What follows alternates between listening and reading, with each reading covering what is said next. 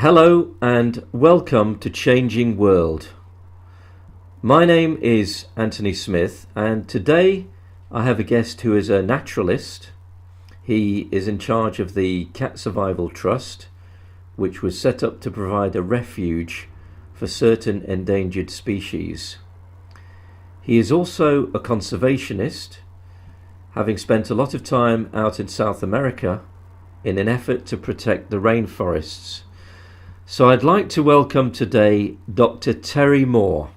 Hello, Terry. Hello, Anthony. How are you? Well, it's a bit cold here today, but otherwise everything's okay. Well, that's good. I'm glad to hear it. Terry, would you like to tell us a little bit more about what you do? I know that you're in charge of the Cat Survival Trust, which is kind of a refuge for certain endangered rare species of cats. How did all this get started? Well, back in 1966, when I was working in London and studying at London University, I called in at Harrods one day back in 1966, and they had a South American margay for sale. Well, always being interested in pet animals, I inquired about this cat. It was £300, and so a few weeks later I went back with the money, but unfortunately Kilverston Wildlife Park had snapped it up before I got back. Well, this set me off on inquiring about all the different species of cat, and to my amazement I found there were 37 species of wild cat, plus of course all the different breeds of domestic cat. All sorts of weird and wonderful things like mountain cats and marble cats and pampas cats. Quite incredible the number of species around the world. So by 1976 a group of us got together and decided to try and help some of these species, because by 1976 the world had already lost the Bali tiger, the Javan tiger, the Iranian tiger, and of course the Siberian tiger, the South China tiger, were already very dangerously low in numbers. So it seemed to us that something was very seriously going wrong.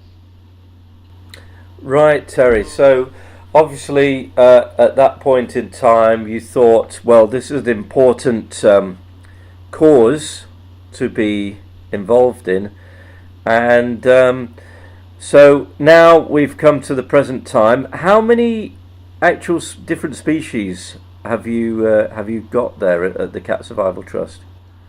Currently we have 17 species, Right. Which is probably the largest number of species of any collection in this country. Well, it is actually the largest collection. And we have all sorts of really wonderful species like the rusty spotted cat, the jaguarundi, the bobcat, the jungle cat, and so on.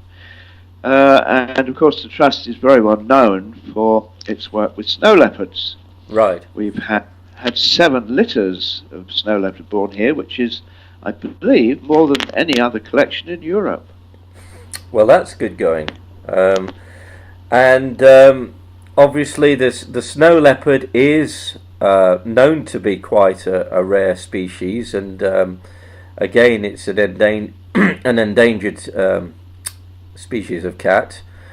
How many snow leopards are there in the world currently? Have you any idea? There's a little bit of dispute over this. It's very difficult to count them. Unfortunately, because man has moved into their habitat, as the snow line has receded up the slopes of the Himalayas, more and more people have moved into their habitat. That's meant that they've been shot, because they do sadly attack farm animals. After all, people have moved into their habitat, so what do you really expect? Yeah. But of course, probably no more than 3,000 or 4,000. The numbers are disputed by various authorities. And the sad thing, of course, is the much more serious thing, is the fact that because people have moved into their habitat, you've now got isolated populations of snow leopard who no longer interbreed with new bloodlines. And this is a problem for any species where you get an isolated species that doesn't meet others from the same species, then the gene pool starts deteriorating rapidly. I see. So obviously your aim has been to attempt to breed certain of these species, and then obviously I'm guessing that some of the offspring can be distributed to zoos or other wildlife sanctuaries. Is that correct? That's right. Now, I mean, I would like to say straight away that obviously we'd prefer cats to be in the wild. All the cats we have here are cats that have been bred in captivity. It would be very difficult to put them back in the wild. We do have a 10,000 acre reserve. We bought it in 1992 in South America, in northeast Argentina, where we have 5 species of cat. And there, of course, our reserve and other reserves in the area are recipients of animals that people try and smuggle out of Argentina. And as they were wild caught, it's much easier to put those back in the wild than it is to reintroduce a cat that's been born in captivity. Right, of course.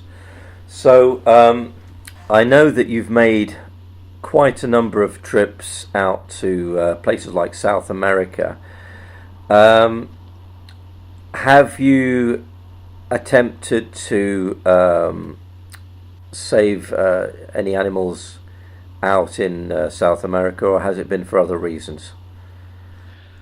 Well, over the years, not only have I travelled to Central and South America, to America, but also to Malaysia, India, China, and each time I have a trip, it's not one of these trips where I sit on the beach. No. I'm off into the wilds, into the reserves. I go and talk to government officials. I go and talk to rangers to accumulate as much information as I can on just exactly how wildlife are faring in various areas. In fact, one of the things the Trust has been doing over the years is we've been giving out, free of charge, to most of those countries, free animal trap cameras.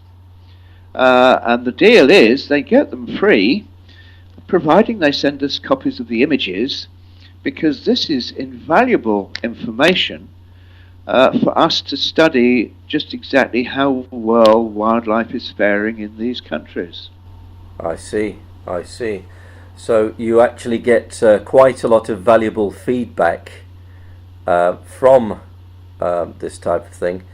And what is your strategy? What is your long-term strategy for how to go forward with the Cat Trust?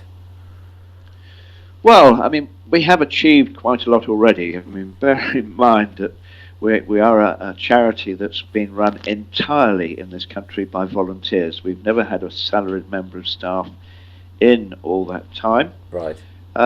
We still provide a refuge for surplus and unwanted and confiscated cats and a few other animals. We work with DEFRA when they discover an illegal collection. We take in animals that people rather sadly think, oh, you know, I'll have this exotic cat. I've seen the Disney film where there was one that was very tame, but it's very rare for these wild cats to be tameable. So over the years we've taken in quite a few animals that people have thought they could tame. We do breed, but we tend to breed only cats that are required to replace old specimens in zoos. Now, of course, this is a very controversial thing, keeping cats in captivity. But I have to say that if we hadn't got cats here, when we bought our reserve in Argentina, we got support because people had been here, seen the cats that we were talking about, and understood why we needed to preserve animals in their own habitat. Right. So you could say that the cats we have here are just, I mean, they would be put down because we're the only rescue place in the country, but they are ambassadors for their wild cousins. Now, over the years, obviously we've studied cats and the threats that they face in the wild. This has meant that we've written a lot of papers, quite a few of which are published in Argentina and Russia. Not many in this country, because sadly our papers tend to criticize large companies that are doing the damage that contribute to the loss of species in the wild. But this research has been invaluable. We've had 54 talks here, and over the years these now go to universities, colleges in digital form, with all the references, so they can click on the references to check the facts that we're bringing up. And they've been invaluable for students who are at universities and colleges. Now, in the future, we do want to try and purchase some more natural habitat. When you bear in mind that our reserve in Argentina is 10,000 acres, it has 5 million trees, it has hundreds of thousands of other endangered species, and millions of insects and plants. And of course, we don't know yet whether many of these plants could provide medicines for the future. And certainly, if you were to get lost in our piece of forest, you wouldn't go hungry, because there are all sorts of fruits and vegetables growing wild all through the year. And it's those very plants that have been used to produce hybrids for the food that we buy in the supermarket. So again, it's quite possible that in future some of the really strange food-producing plants in our forest could be source material for new foods in the future. Right. Well, that's an interesting point. Obviously, it's also a very controversial topic whether humans should interfere in the genetic structure of plants or even animals. But obviously it's done for reasons of mass production in the most part, isn't it? Oh yes, I mean, for instance, if you were to cut a pineapple from the ground in our reserve, it wouldn't travel well, it wouldn't, they're not, the fruits growing in the forest aren't necessarily very pretty, but they are exceptionally tasty. Right, right.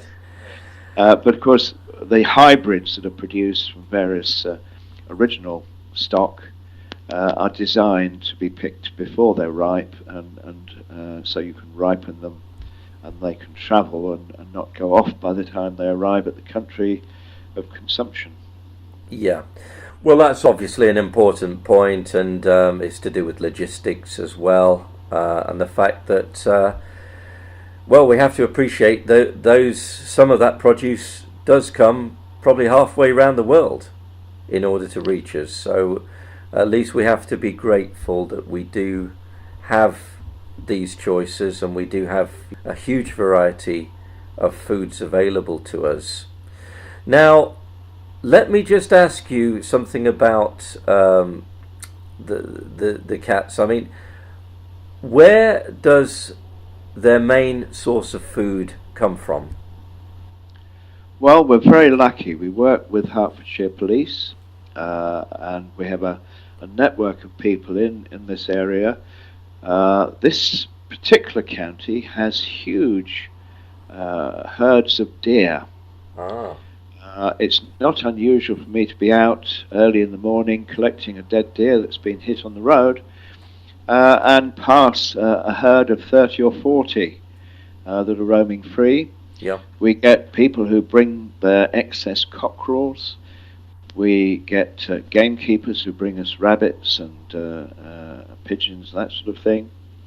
And there are quite a few private animal collections in our area, and providing the animal hasn't had any veterinary product and has died naturally, usually from old age, we quite often get some really unusual animals brought in, which are then used to help feed the animals. So the cats here get an exceedingly good diet, Right. and perhaps just as important, and something which your listeners will be interested to hear, we give them very high quality water. Oh. Now, the water they get goes through 7 carbon filters and reverse osmosis. So it's absolutely pure. It takes out all the man-made chemicals that are introduced into tap water, Yeah. and in the environment. But then, when we pour the water into their bowls outside, we allow algae to grow, we allow microorganisms to develop in the water. So basically, we're trying to copy the sort of water that would fall in the rainforest, form pools, and a lot of these microorganisms and traces of algae are known to be beneficial. So we're trying to copy the sort of water that the animals would have in the wild. And as a result of the good quality food and the good quality water, virtually every animal that lives here lives far longer than most animals in other collections, and eventually an internal organ literally gets past its use-by date. They can be perfectly fit one day, and then the organ packs up and they're dead the next. So we don't even have long drawn-out illnesses here. I see. Well, that's certainly encouraging. The fact that you're able to give the animals a high standard of nutrition and well-being, and obviously that in turn will help to prolong the lifespan of these animals. Have you had an occasion where you've been able to release one of the animals into the wild, or reintroduce it to its natural habitat? In this country, of course, we've only got the Scottish wildcat. We've only ever had single males, usually very old specimens, so they weren't suitable. Occasionally we do collect a deer that's been hit on the road that's still alive, and on 2 occasions we managed to allow them to recover, and they were let back into the wild. But it is very difficult, as I say, to train a captive cat to establish its own territory, to find its own food, and if you are to release cats back into the wild, there's another major problem. For instance, if you look at the puma, we have a number of pumas here. If you look at the spread of pumas around Central, South and North America, there are possibly as many as 29 subspecies which have evolved to the temperature, altitude, prey species, and consequently with the puma, for instance, the central pumas in Central America, Florida, are quite small. The ones at the extremities of Canada and the extremities of Chile and Argentina are very large. They need the extra fat to keep warm. They need a much thicker coat. So if you were to put the wrong subspecies back into a particular area, you would actually be doing a lot of harm. Scientifically, if they weren't designed to that particular habitat, then you would upset the hundreds of thousands of years of evolution. So it's very difficult to reintroduce any cat back into the wild unless you can genetically assure that it is one from that particular area. I see. So there are many subspecies of these one particular species obviously has many subspecies, and these are kind of physically different in many characteristics, I take it. That's right, and of course you only find pygmy people around the equator, whereas sort of the north and south people tend to be rather well built, and they need the fat to keep them warm. That's right. I mean, it's well known that Icelanders, for example, Iceland has produced some of the world's strongest men in history. Yes. Because they have to be hardy, because they're out there in the cold weather, and it's kind of like survival of the fittest, isn't it? And that's how they've evolved. That's right, yeah. Okay, Terry, well, is there anything more that you'd like to tell us about the Cat Survival Trust? And we'll just finish it off, and how would you like to just end this particular podcast? Well, looking to the future, there are a couple of things we would love to do. We would love to have to build and equip a dedicated media centre to provide an internet broadcast channel to cover all the wildlife conservation and environmental news, run some documentaries, some lectures, some interviews, because sadly the media, as you will be well aware, don't really cover that much information about just exactly how serious some of the conservation issues are. I mean, typically the main media will have perhaps a dozen stories which they repeat over and over again all day long. You know, if only they would have a particular time of the day to cover environmental news, or to cover issues that they don't cover. You know, we have a really serious situation on our planet at the moment with climate change. And currently, at this very moment, in Central Europe, they have in some places as much as 8 or 9 foot of snow.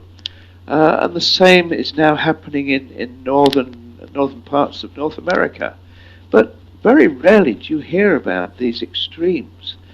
In Australia, last year they had the highest recorded temperature ever.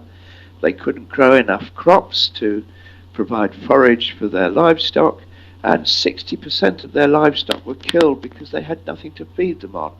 This year already, at this very moment in time, they have now recorded an even higher temperature than they had last year.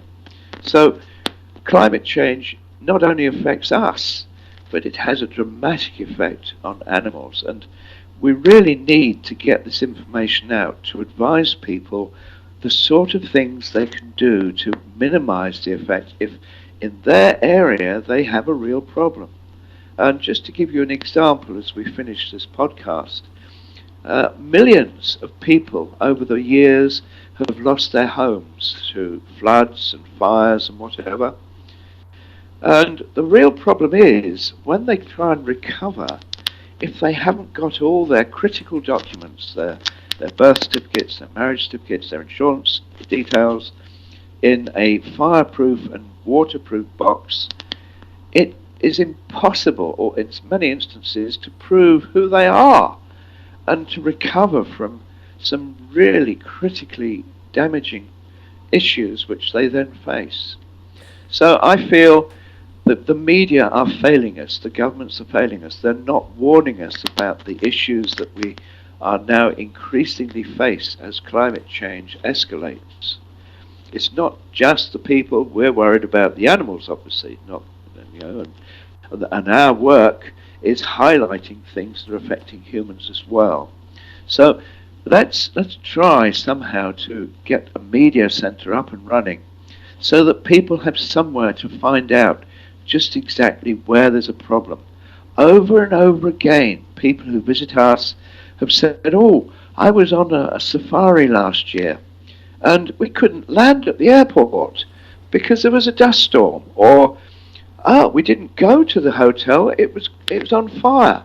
Or, oh, I was out there and there was a huge flood and I was stuck there for another 10 days because we couldn't get to the airport or the airport was closed. So we desperately need for everyone some media situation where people can quickly find out what's going on worldwide, to contact their relatives, to check where they're going in perhaps a few days' time.